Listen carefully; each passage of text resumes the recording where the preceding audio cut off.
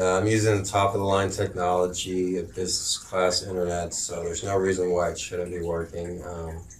I don't know, my explanation is some incel behind a computer being like trying to false complain or something, I don't know. But we're back now, and so we'll continue the presentation about Pennsylvania. Can send Mr.G, Moses, and Kiani packages. We're learning about foods that are common in Pennsylvania, and I know I say it about every state. Yeah, we're broadcasting at like 400 MPS. We're good. Hey, thanks for the follow, Rasta Dan, and thanks for the subscription, Mrs. J. I appreciate it. I see you too. So, continuing on, this is the best part of the class when we look at all this delicious food. I'm going to eat something right after this, right? Wow. MRG Live, BG, MR Moses, MRG Live, Keanu. Thank you so much, and see if I can replay the that subscription there.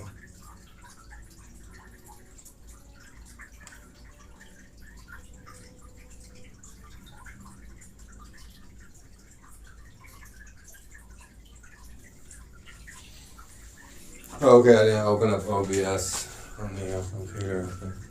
Learn about the foods. Wow, there we go. And whiskey and everybody else that followed.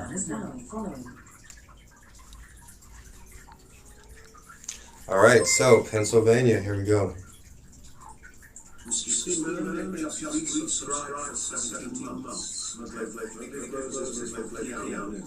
Thank you. All right, so.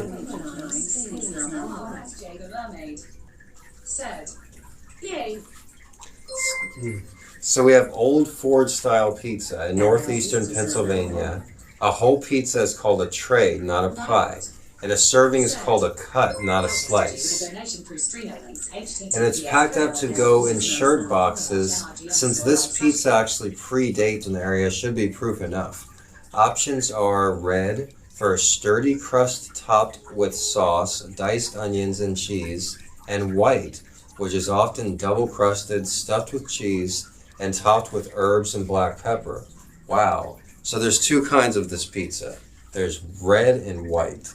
Interesting. All right, so up next, we go about a dozen different foods. We have the Italian hoagie, which apparently lays claim in Philadelphia, in Pennsylvania. Other places call it a sub-hero grinder or torpedo. In Philly, it's always the hoagie. Workers at the Navy Yard on Hog Island were called hoagies and got their favorite lunchtime sandwich named after them, or so the popular origin story goes. Ricci's Hoagies has been serving build-your-own hoagies with sliced-to-order cold cuts since the 1920s. Go for the classic Italian hoagie.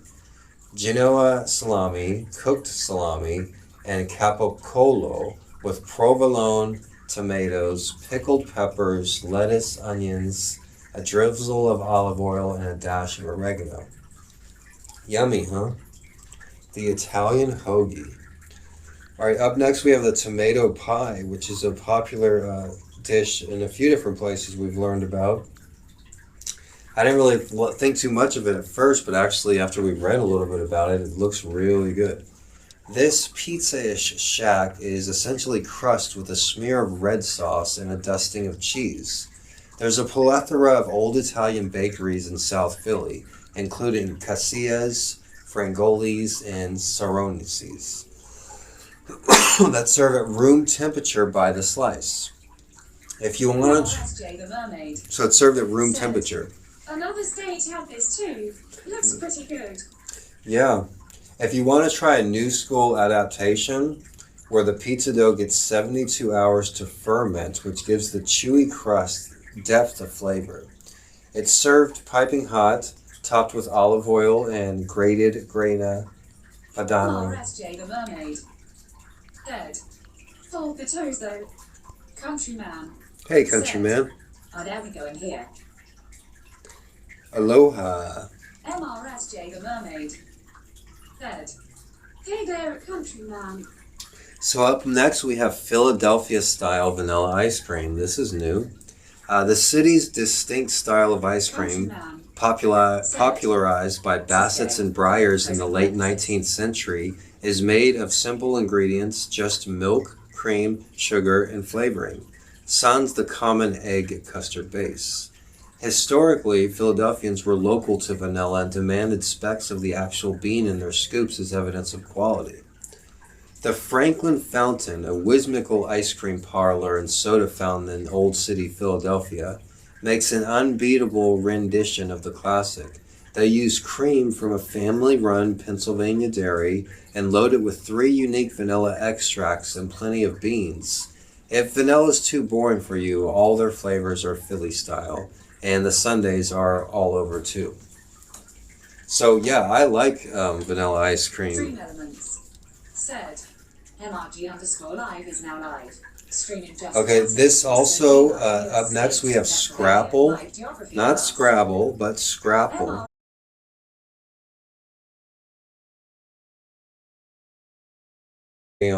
Formed into a block shape, has its lovers and its haters.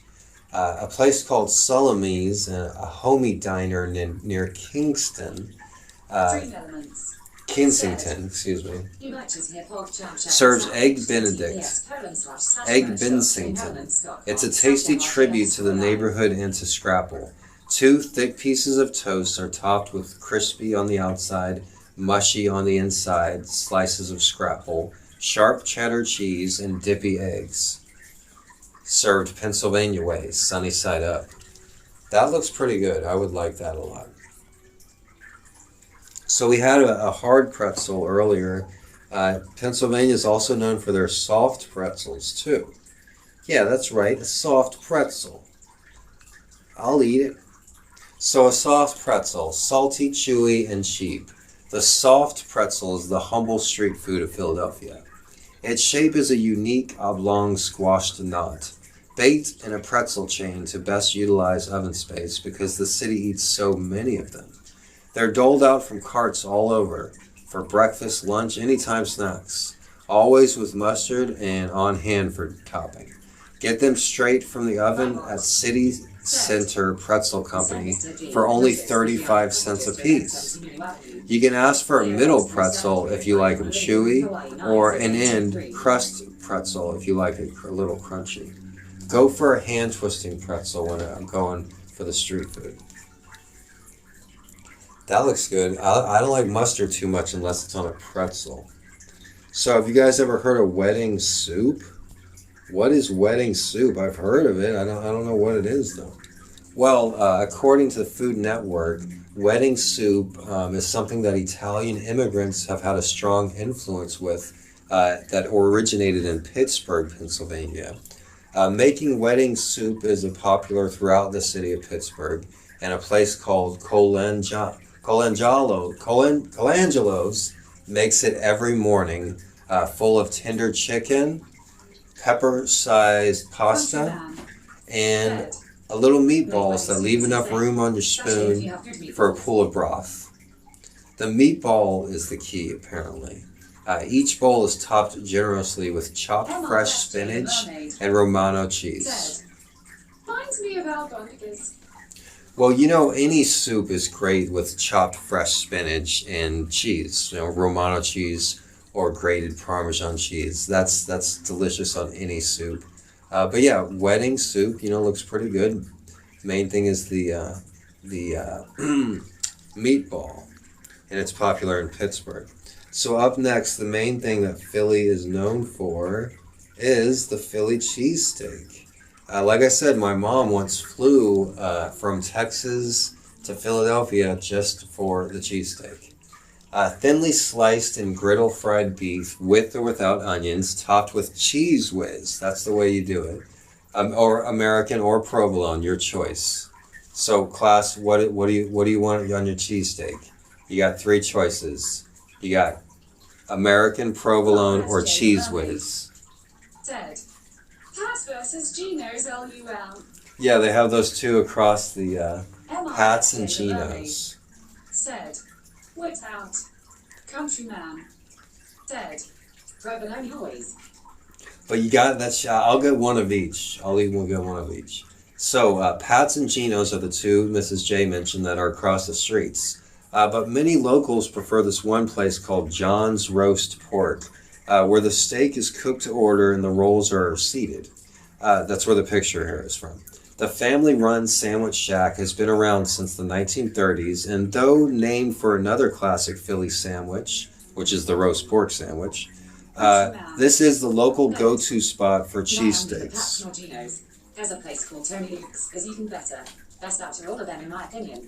Yeah? Well, wow, I love cheesesteaks. Mr.G with a donation through stream elements. HTTPS. Donate a cheesesteak, somebody, please. Okay, up next we have, this is also something that I remember from a previous class. I don't know if I'm pronouncing it correctly. Pierogies. Pierogies are a regional tradition, especially near the Polish Hill neighborhood of Pittsburgh. So yeah, this is a Polish dish. There's a place called Apetka, and it's a sleek but homespun spot, is the way it's described. And it's giving life to this ancient Eastern European dish.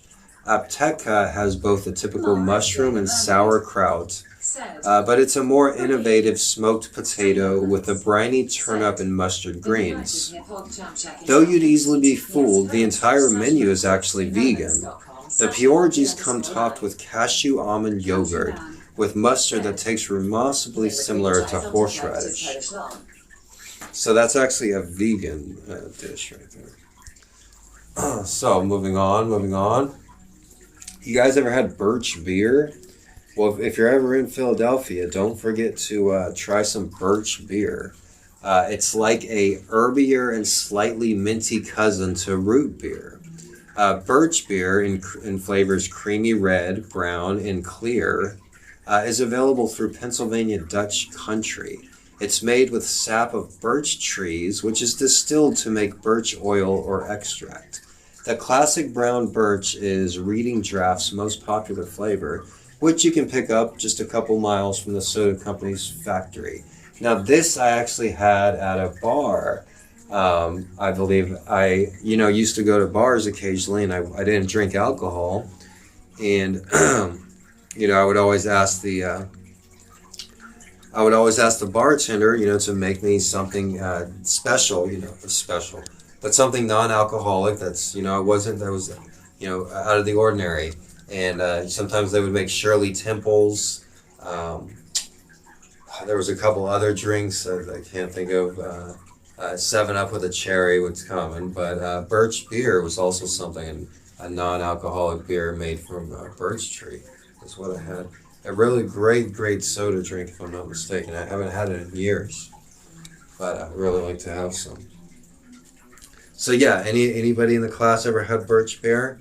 You guys all daydreaming about the weekend or what?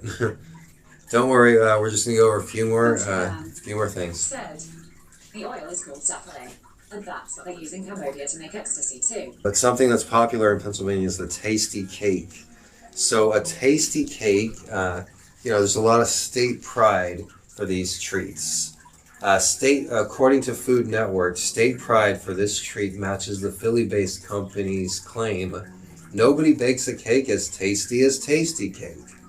They're thrown from the towers of the Eastern State Penitentiary at Philadelphia's reenactment of the storming of the Bastille. Let them eat tasty cakes. At hockey games, the first Flyers player to score a goal gets a case donated to a charity of his choice. I've never had them before. Pennsylvanians especially love the peanut butter candy cakes and butter